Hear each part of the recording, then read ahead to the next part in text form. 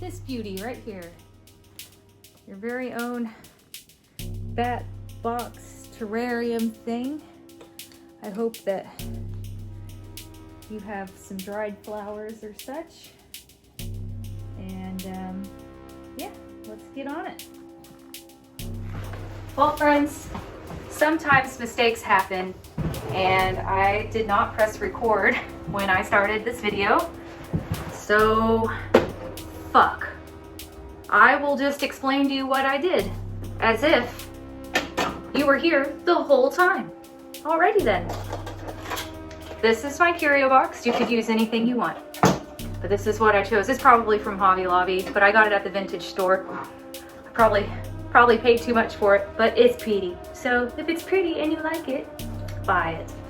Alrighty, I'm gonna measure the inside. So now that I have the inside measured, I'm gonna use this hard felt. So you'll know hard felt when you see it. It's hard. Take the ruler, measure it out, and you want this bottom one to be perfect, like perfectly fitted. So, because that's the most likely thing that people are going to see when they're looking at your little curio box. Alrighty?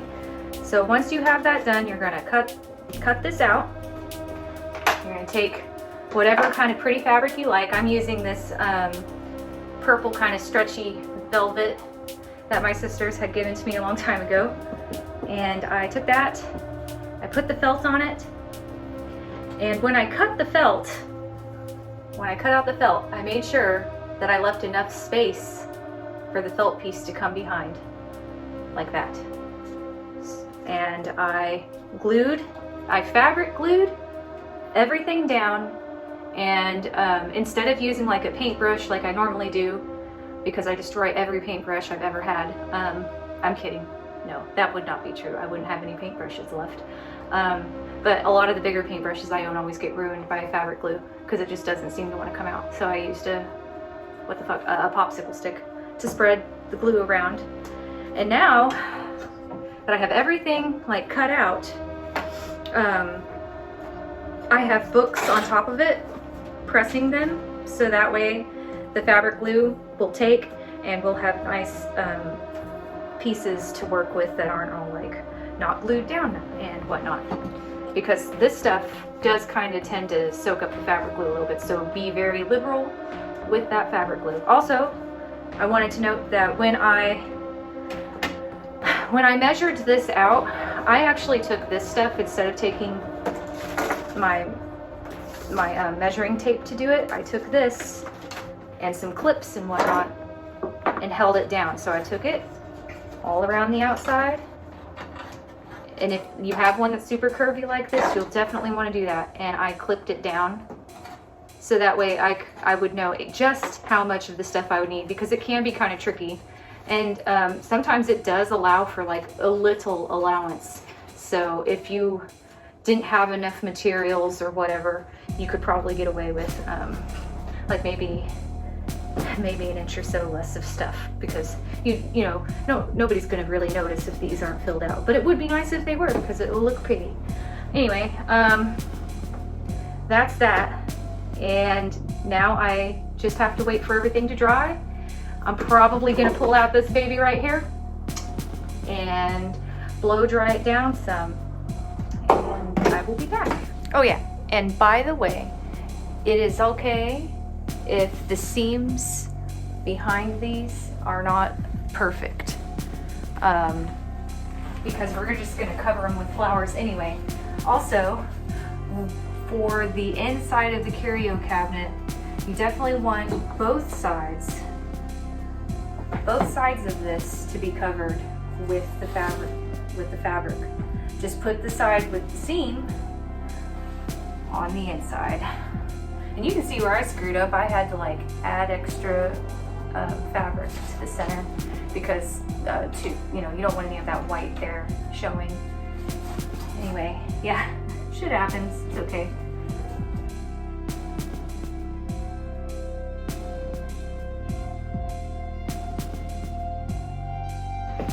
I have this dried enough.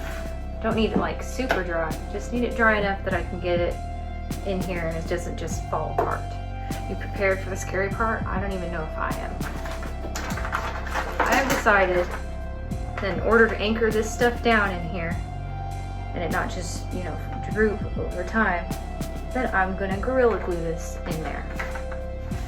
Oh, Santa Maria! Pray to the gods that this works. And I am really terrible with super glue, so this is gonna be fun. I'm probably gonna have super glue on my hands forever, for the rest of my life. And I have all my chippy clippies. Gonna need those. All right, so remember, we want the ugly side. You're not ugly, I swear. But the seam side going inward. And I'm gonna be applying the glue where the metal shows on the sides, so. Here we go. Oh God, so scary. And I'm trying to make the seams on it like pretty small because I don't want this shit spreading onto the glass because it'll look terrible if it does that. You're going in last. Putting that in last for sure. Alrighty. Oh, so scary, so scary. Oh, okay. I've got it as pushed back as I possibly can. And I'm fucking going for it. And so it begins. It's on my fucking hands now.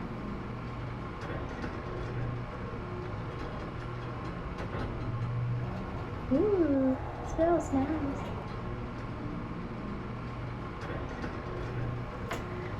Now I'm pressing that into there.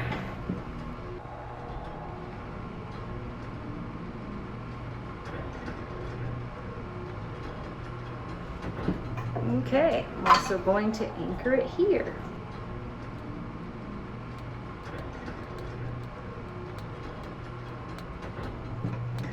Turn it over for this part. Oh no!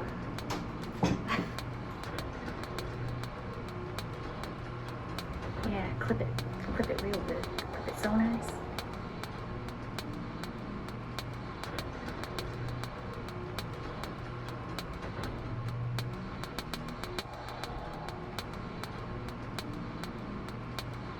On to the fun part.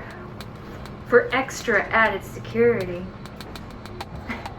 we are going to sew it down through the metal parts. If you can't do that because you're using like a normal picture frame shadow box or whatever, I'm sure that super gluing everything down and doing all this is going to be fine. Needle. And this is just some very thin, clear string. What's it called? It's nylon. How good are my dexterity skills? I don't know.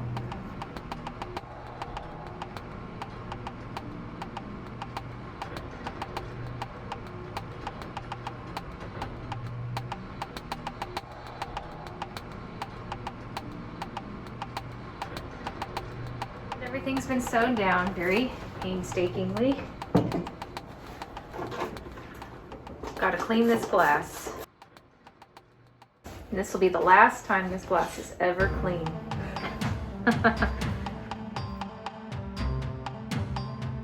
I have flowers that I dried in a dehydrator, but there are many ways that you can go about drying flowers. My preferred method, of course, is the classic. Bundle them, hang them on a wall somewhere pretty and let them dry. But it's best not to let the flowers do that. Yep. Presto! Dried flowers, food, and everything else. This is an ad by Presto, by the way. No, I'm kidding. But yeah. So when drying flowers, it is best not to let them wilt before you dry them, in my personal opinion, because they dry prettier and they have more vibrant colors.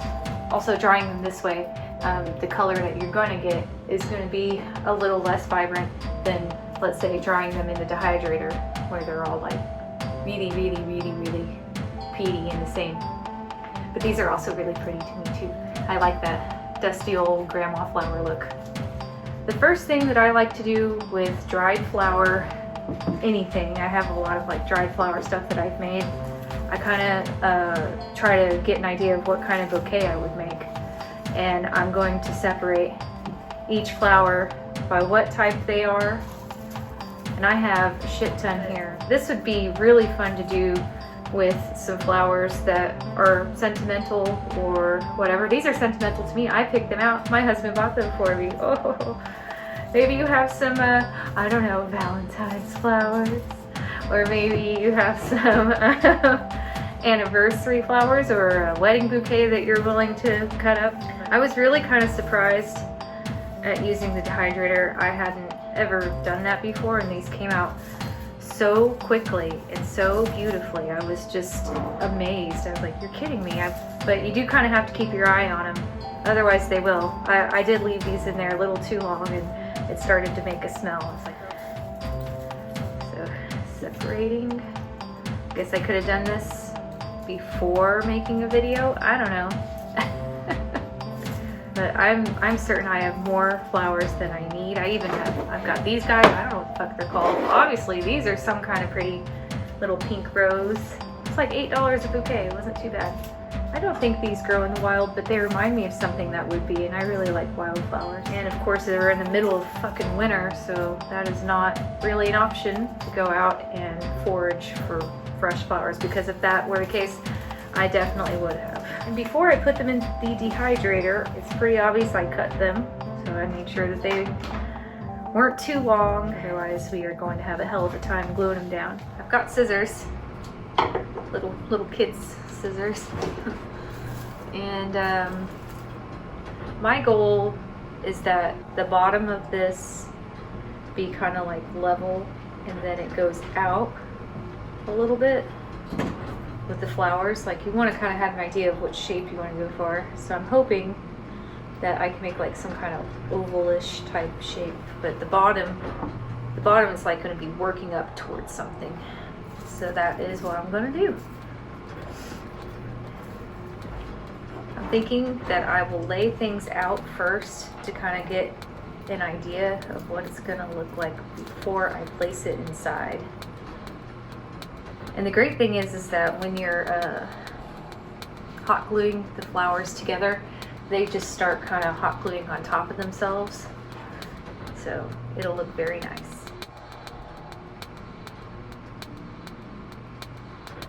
Try to work with the tall stuff first.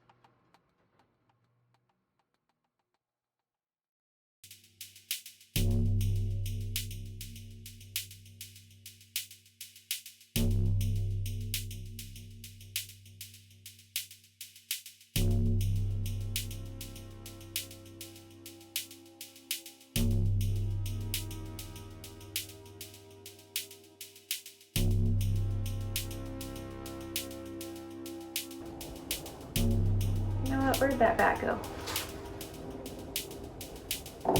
Where'd it go?